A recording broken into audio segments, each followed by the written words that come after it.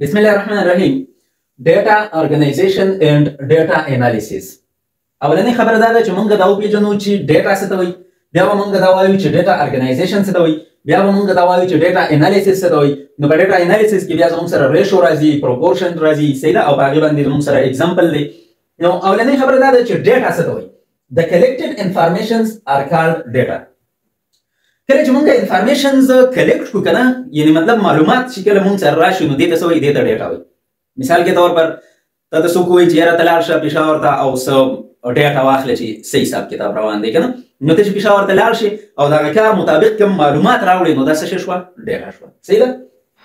دا ډیټا چې کوم دی دا د نیمز په شکل کې کېدی شي، یعنی مطلب تا نومونه ستا سره راغلل چې یاره په دې کار کې فلانې انوال دی، فلانې پکې دی، فلانې پکې دی، فلانې پکې دی. نو دا د نیمز په شکل کې کېدی شي، دا د نمبرز په شکل کې کېدی شي، یعنی مطلب څو کسان دي، څومره پکې څنګه دي، څومره پکې څنګه دي کنه، مطلب نمبرز کې دغه شانتې ډیټس او تاریخونو، یعنی مطلب په فلاني تاریخ څه کار شوی، په فلاني تاریخ څه کار شوی، په فلاني تاریخ څه کار شوی، دغه شانتې پکچرز د فلاني ځای پکچر څنګه دی، د فلاني کس پکچر څنګه دی کنه، یعنی مطلب تا سره پکچرز په شکل کې دا ډیټا او دغه شانتې د ورډز په شکل کې، یعنی مطلب الفاظو په شکل کې چې کوم دی نو ستا سره دغه انفارمیشنز دغه معلومات کېدی شي، دې ته څه وایي، ډیټا ورته وایي. ټیک ده. Researchers collect and analyze data in scientific method. چې کوم scientific method دی، especially کوم biological method چې کوم موږ وایو، نو په دې کې researchers داسې کار کوي چې ډیټا کلیکټ کوي او هغه بیا انالایز کوي. ریسرچر څه ته وایي؟ ریسرچر هغه کس ته وایي کوم کس چې ریسرچ کوي، هغې ته ریسرچر وایي. صحیح ده. Data helps to make hypotheses from observations and to conclude results from experiments. یاد ساتئ چې دا ډیټا چې کوم ده که نه، دا چې کوم ستا observations وي، دا هغه observations په بیس باندې تا کوم ډیټا راوړې ده، نو د دغې observations نه ته د دې ډیټا په بیس باندې اوس hypothesis کریټ کولی شي، hypothesis جوړولی شي. او که فرض کړې experiments روان دي او د experiments نه تاسو ډیټا کلیکټ کړله، نو ته بیا ریزلټس کنکلوډ کولی شي، یعنی مطلب ریزلټس چې کوم دی نو ته ویلی شي چې یاره د دې دا ریزلټ راتلی شي، د دې دا ریزلټ راتلی شي. ټیک ده. In order to use data, scientists have to organize and analyze it. کله چې ستا سره ډیټا راغله نو دا ډیټا باندې به ته څه کوې، دا به ته یوز کوې، استعمال یې به په استعمال کې به راولي. نو چې کله دا ډیټا ته په استعمال کې راولي نو ته به څه چل کوې، ته به دا ارګنایز کوې او انالایز به یې کوې. نو اوس به مونږ راشو ارګنایز کول څه ته وایي، یعنی مطلب ډیټا ارګنایزیشن څه ته وایي. ارګنایزیشن ترتیب ته وایي. یو خو ارګنایزیشن دی که نه، فلا ارګنایزیشن او فلا ارګنایزیشن یو ادارې ته وایي. خو دلته چې کوم زموږ سره مطلب ارګنایزیشن دا لفظ مطلب هم دی چې ترتیب ورکول. نو ډیټا ارګنایزیشن چې کله ته ډیټا ترتیب ورکړې دې ته وایي ډیټا ارګنایزیشن. Scientists organize the collected data in the form of graphs, tables, flow charts, maps and diagrams etc. صحیح ده که نه؟ نو اوس مونږ راځو دې ته چې یعنی مطلب ګراف څه ته وایي. ګوره وایي ساینټیسټ چې کوم دی نو دا چې کوم ډیټا دوی کلیکټ کړې ده که نه، کومه ډیټا راغونډه کړې ده، نو دا ارګنایز کړي، ترتیب ورله ورکړي. د څه په شکل کې؟ د ګراف په شکل کې، د ټیبل په شکل کې، د فلو چارټ په شکل کې، د میپس په شکل کې، د ډایګرام په شکل کې. نو اوس مونږ دې څیزونه له راځو چې دا څه ته وایي. ګورئ ګراف څه ته وایي. نو د ګراف مختلف قسمونه دي. لکه که دې له تاسو راشئ نو دا زموږ سره چې کوم دی پای ګراف دی. صحیح ده. دا مونږ هغه کوم چې بایولوژیکل مالیکیولز دي په هغې کې مونږ ویلي وو اوچن کپ چې کوم دی د هغې پرسنټیج یې شو کړی دی چې نو مطلب اکسیجن دومره پرسنټ دی، کاربن دومره پرسنټ دی، هایدروجن دومره دی، نایټروجن، کیلشیم او فاسفورس چې کوم دی د هغې هغه پرسنټیج چې په کوم ګراف باندې شو شوی دی نو هغه زموږ سره یو قسم ګراف دی. دغه شانتې بل قسم ګراف زموږ سره داسې وي چې یعنې مطلب که مونږ داسې ووایو چې یاره د غنمو پیداوار په 2021 کې څومره و، 2022 کې څومره و، 2023 کې څومره و، 2024 کې څومره دی، نو مونږ په دې طرف باندې منونه واخلو که نه، چې یعنې مطلب 50 من، 100 من او 150 من، او په دې طرف باندې به مونږ کلونه واخلو چې مطلب 2021 2022 2023 2024. نو ګورئ په 2021 کې زموږ سره چې کوم دی 10 منه غنم شوي دي، په 2022 کې چې کوم دی زموږ سره 7 منه شوي دي، په 2023 کې چې کوم دی نو 150 من شوي دي، او په 2024 کې چې کوم دی نو زموږ سره 120 130 من شوي دي. نو یعنې مطلب دا زموږ سره چې کوم دی بل قسم ګراف دی چې مونږ ته ډیټا شو کوي. صحیح ده که نه؟ دا ډیټا به مونږ له څه کړله، ارګنایز هم کړله، ترتیب هم ورله ورکړو.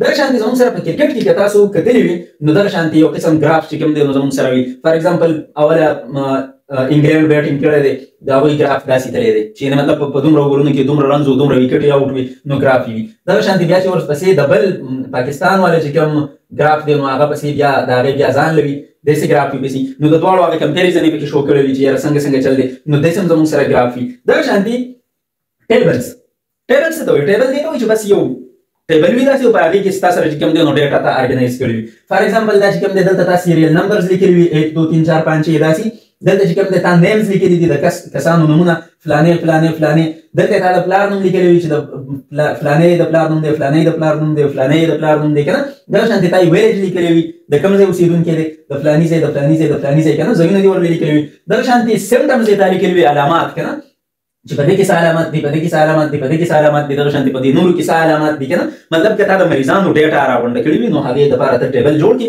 او نمبر یې ورله ورکړي نومونه یې ولیکړي د پلارانو نومونه یې ولیکړي د کلي نومونه یې ولیکړي او کم علامات دي پکې نو هغه چې کوم دی نو ته ولیکړي نو دې ته مونږ څه وایو ټیبلز ورته وایو فلو چارټس ته وایي فلو چارټ چې کوم دی دا سټپ بای سټپ پروسس دپاره استعمالېږي یعنې مطلب سټپ A کې زموږ سره څه چل وشي بیا په سټپ B کې څه چل کېږي بیا په سټپ C کې سټپ D کې او سټپ E کې څه چل کېږي نو دا چې کوم زموږ سره دی دا په بایولوژیکل میتھډ کې چې کله مونږ ویلو چې مطلب زموږ سره ریکګنیشن اف بایولوژیکل پرابلم دی اولنی سټپ بیا زموږ سره چې کوم دی نو ابزرویشنز دي بیا زموږ سره چې کوم دی نو hypothesis دی بیا deduction دی بیا experiment دی بیا conclusion and reporting دی یعنی مطلب دا زموږ سره step by step process چې کله موږ شو کوو یو ترتیب ورله ورکوو نو دې ته موږ څه وایو فلو چارټ ورته وایو بل زموږ سره دی میپس دا دي چې فرض کړه تا په فلاني ځای کې ما دومره کلیکشن وکړو په فلاني ځای کې مې دومره کلیکشن وکړو په فلاني ځای کې مې دومره کلیکشن وکړو که نه نو مطلب هغه ځایونه هغه پلیسز چې کله ته شو کوې نو د هغې دپاره ته یو دغه چې کوم دی نو جوړ کړې یو چې کوم دی نو یو میپ جوړ کړې یو نقشه جوړه کړې نو ګورئ لیټس فار ایگزامپل دا چې کوم دی نو درګۍ علاقه شوه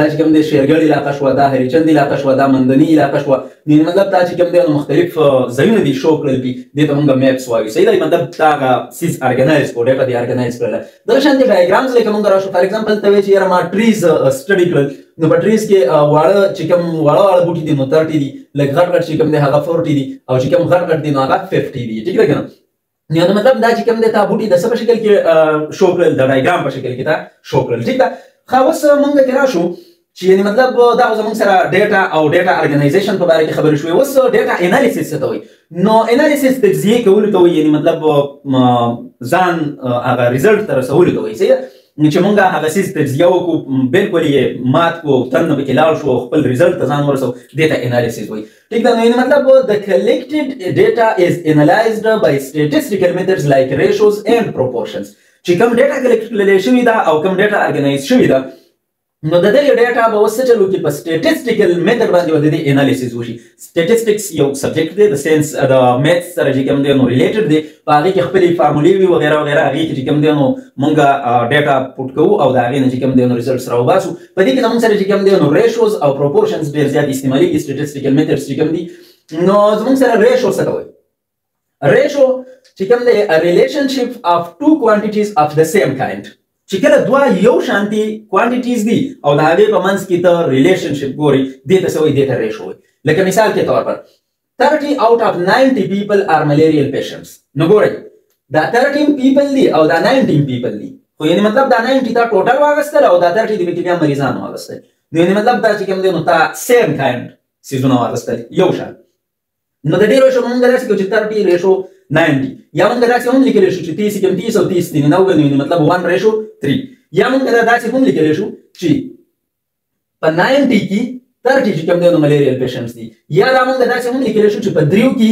یو چې کوم دی نو ملیریل پیشنټ دی نو مطلب زموږ سره چې کوم دی نو خلک دي سیم کاینډ کې ریلیشن دی یا که دویم مثال مونږ راشو چې مطلب 80 out of 100 students are passed په 100 کې زموږ سره چې کوم دی نو څومره سټوډنټس پاس دي 80 سټوډنټس پاس دي نو ګوره دا 80 سټوډنټس دي دا 100 سټوډنټس دي نو مطلب د دوی هغه ریلیشنشپ مونږ ګورو سیم کاینډ څیز دی که نه دواړه سټوډنټس دي خو دا 100 ټوټل او دا 80 هغه پاس ټیک ده نو دا مونږ داسې لیکلی شو چې 80 پاس دي په 100 کې یا مونږ داسې لیکلی شو چې 20.80 او 20.500 نو مونږ داسې لیکلی شو چې 4 پاس دي په 15 کې هغه سمپل ریشو له مونږ راشو که نه دغه شانتې که مونږ دا په دې شکل کې هم لیکلی شو چې په 100 کې 80 پاس دي یا دا مونږ داسې هم لیکلی شو چې په 15 کې 4 پاس دي نو مطلب که اوس مونږ بل مثال له راشو I spent 50 out of 60 rupees نو مطلب دا 15 rupees دي روپۍ دي او دا 60 چې کوم دی دا هم rupees دي روپۍ دي نو سیم کاینډ څیز دی د دوی په منځ کې چې کوم ریلیشنشپ مونږ ګورو نو دې ته مونږ ریشو وایو نو مونږ ما دا خبره وکړه چې 50 مې خرچ کړلې په 60 کې یا زه دا خبره داسې لیکلی شم چې 15 مې خرچ کړلې په 6 کې هغه سمپل ریشو چې راشي که نه صفر د نه هم کټ کې صفر د دې نو داسې راغلی صحیح ده یا چې کوم دی 5 دی 50 او 6 دی 60 نو داسې که یا دا موږ داسې لیکلی شو چې په 60 کې مې 50 خرج کړی یا موږ داسې لیکلی شو چې په 6 کې مې 15 خرج کړی. نو دې ته موږ ریشو وایو چې بس سیم کاین سیز دی. که موږ د پیسو خبره کوو نو دواړه به پیسې وي، که موږ د خلکو خبره کوو دواړه به خلک وي، که موږ بل داسې سیز ګورو نو دواړه به سیم وي. ټیک ده. ها اوس موږ پروپورشن له راشو چې پروپورشن څه ته وایي. join two equal ratios چې کله دوه equal ratios وي او هغه موږ د یو بل سره join کو نو دې ته بیا موږ څه وایو proportion ورته وایو. دا موږ داسې لیکو چې A ratio B is equal to C ratio D. اوس په دې کې دا A and D چې کوم دی یعنی دا A او دا D دا extremes دي. extremes څه ته وایي؟ اخري حدونه ته وایي. نو دا یو حد شو هغې طرف ته او دا D چې کوم دی دا بل حد شو دې طرف ته. نو A او D ته موږ extremes وایو او چې کوم B او C دي یعنی مطلب دا B او دا C دې ته موږ means وایو. means څه ته وایي؟ منځ ته. نو یعنی مطلب دا په منځ کې دي دا means دي B او C او A او D چې کوم دی دا extremes دي اخري حد کې دي. What's the product of the extremes is equal to the product of means. دا چې کوم means دي کنه د دې چې کله موږ product واخلو ضرب یې واخلو نو دا به برابر وي د دې extreme د products. لکه څنګه که موږ داسې وایو چې 2:3 is equal to 4:6 نو ګورئ که زه دا extremes د یو بل سره product یې واخلم کنه مطلب ضرب یې کوم د یو بل سره نو 2 او 6 چې د یو بل سره زه ضرب کوم نو 2 چکی 12 به راشي.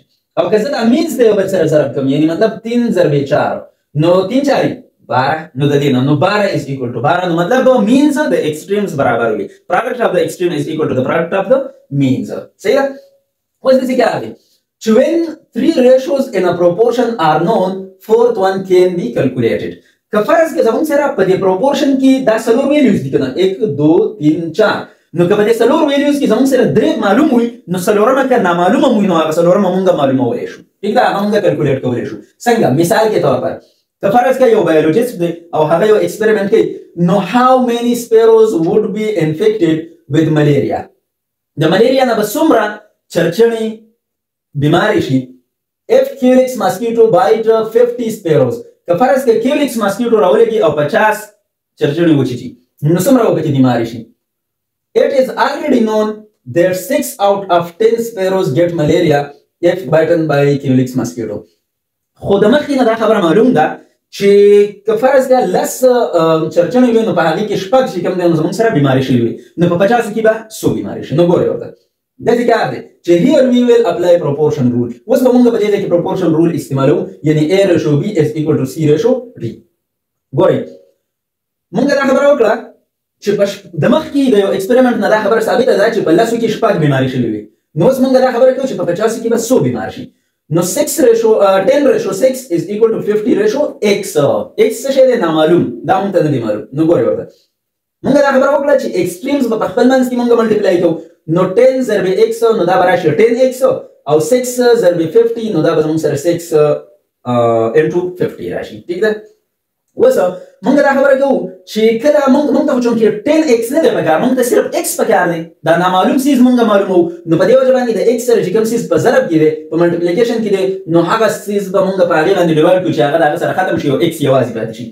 نو 10x نو یعنې مطلب دلته زموږ سره 10x شو نو موږ ته صرف x پکار دی نو موږ به دا په 10 باندې ډیوایډ کړو نو 10 به د 10 سره کراس شي او صرف x به پاتې شي. خو یاد ساتئ چې د ایکویلیټي نه یو خوا کوم عمل کوي نو هغه به د ایکویلیټي نه بل خوا به هم هغه عمل کوي.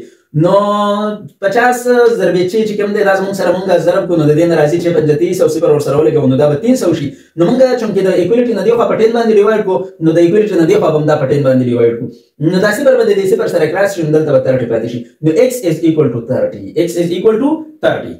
اوس داسې کار دی چې دا موږ سمپل داسې معلومولی شو په دې طریقه باندې چې په لسو کې شپږ بیمارې شوي وي مخکې نو په 50 کې به څومره بیمارې شي په 50 کې به څومره بیمارې شي. نو ګورئ موږ به کراس ملټیپلیکیشن وکړو دا به د ده سره کراس کړو او دا به د ده سره کراس کړو نو دا به شي 10x is equal to 300. نو موږ دا خبره وکړه چې یعنې مطلب موږ ته صرف x پکار دی نو دا به هم په 10 ډیوایډ کړو دا به هم په 10 ډیوایډ کړو نو دا به د 10 په 10 سره ختم شي او دلته به صفر د صفر سره ختم شي نو x is equal to 30. It means that 30 out of 50 sparrows will get malaria. د دې مطلب دا شو چې په 50 کې به زموږ سره 30 بیماریانې شي 30 چرچڼې به بیماریانې شي. We used proportion method and have drawn the conclusions. موږ proportion method استعمال کو او conclusion هم راویستو. موږ ته دا اندازه ولګېدله چې په 50 کې به څو بیمارې شي نو موږ ته پته ولګېدله چې په 50 کې به 30 بیمارانې شي. ټیک ده که نه. اوس زموږ سره په اخره کې یو وړوکی شانتې ټاپک دی mathematics is an integral part of scientific process. یعنی مطلب دا دی چې ساينس چې کوم دی کنه ساينس نو ساينس د میتھمیټکس یعنی د میتھس محتاج دی. یعنی mathematical rules in all sciences have increased tremendously په ناشنا طریقه باندې په تیزۍ سره میتھمیټیکل رولز چې کوم دی نو څومره چې ساينسز دي نو په هغې کې استعمالیږي. که دا مونږ اسلحه جوړو که نه بمان جوړو نور اسلحه وغیره جوړو نو په هغې کې هم زموږ سره چې کوم دی نو میتھمیټکس استعمالیږي. دغه شان دی که مونږ میډیسنز دوایانې استعمالوو نو مونږ ته وایو چې دا سیز پکې څومره واچو دا پکې څومره واچو دا پکې څومره واچو نو دلته میتھس استعمالیږي. که مونږ پینټینګونه جوړو نو مونږ دا وایو چې یاره په کوم انګل باندې به دې ته روډ پرېږدو په کوم انګل باندې به په دې کې کچن جوړو په کوم طریقه باندې به چې کوم دی نو دې له پیلر ورکوو که نه. یعنې مطلب زموږ سره میتھس استعمالیږي. سیکوینسینګ چې کله مونږ سیکوینسینګ کوو که نه یا مطلب مونږ د ډي ان اے چې کوم سټډي وغیره ده هغه کوو یا مونږ ډیټا انالیسس کوو لکه څنګه چې وختي سره کې مونږ دلته د ریشو او د پروپورشن په باره کې خبره وکړه. نو یعنې مطلب دې ټولو کې زموږ سره چې کوم دی نو میتھس استعمالیږي. د میتھس نه بغیر ساينس کامیابی نشي کولی. ټیک ده که مطلب ترقي نشي کولی. د دې علاوه نور هم زموږ سره په ډیرو څیزونو کې میتھس استعمالیږي او د میتھس نه بغیر د ساينس ترقي ناممکنه ده.